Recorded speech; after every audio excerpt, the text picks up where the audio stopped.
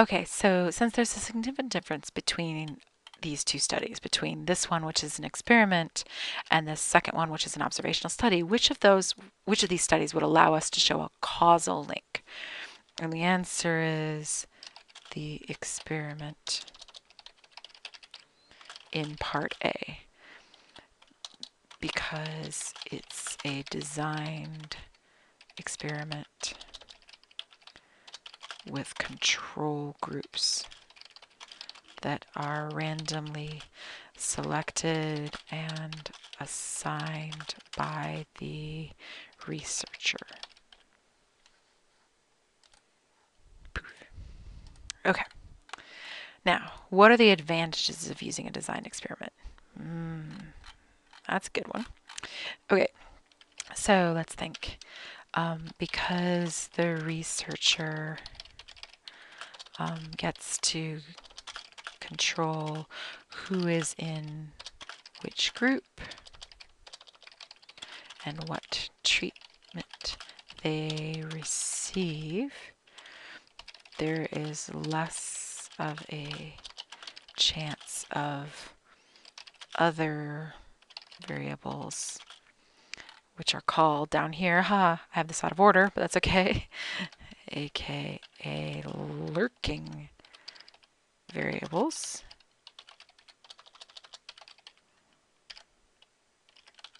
Oops. To affect the outcome. Hold on.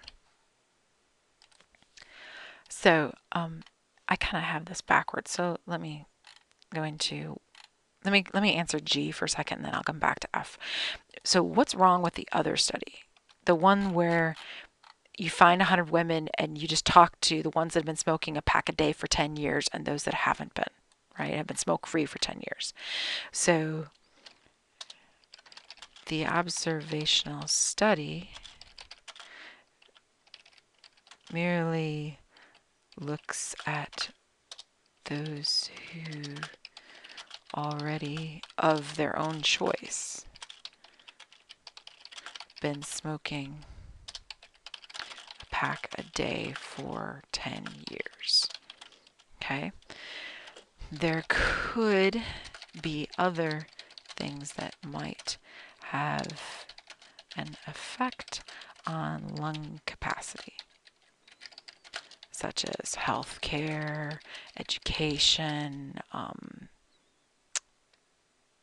employment, money, salary, employment, etc. Okay? Not that, how do I put this? So there could be other things. So if you're a person who smokes a pack a day, there could be other things about you, like perhaps you don't exercise a lot. Well, exercise is a known thing for increasing lung capacity. But if you smoke a pack a day, then you're less likely to be exercising a lot. So maybe your lung capacity is shrunk because of your lack of exercise, not necessarily because of your smoking. Or maybe, you haven't been taking as good a care of your lungs because of other things. You haven't been visiting the doctor regularly, that kind of thing. So maybe that's going on. You don't know.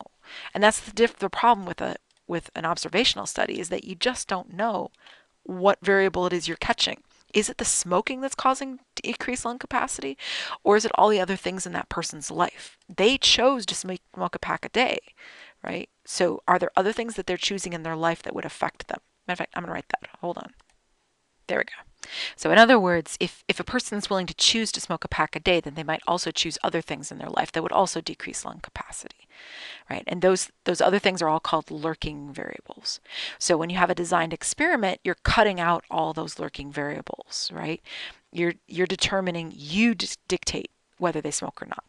Let me pause and write that down. All right. So in other words, the researcher decides on the person's smoking habits, not the individual, which means you're not going to be getting all the other things that you might get. People that are really exercise a lot and force them to smoke a lot, right? And that's exactly the advantage of an observational study. All right. Some experiments, such as forcing a person to smoke a pack a day for 10 years, are unethical. So we have to merely observe what happens to the world, but we can't force them to do things. That would be bad. So that's the advantage of an observational study, is that you don't have that.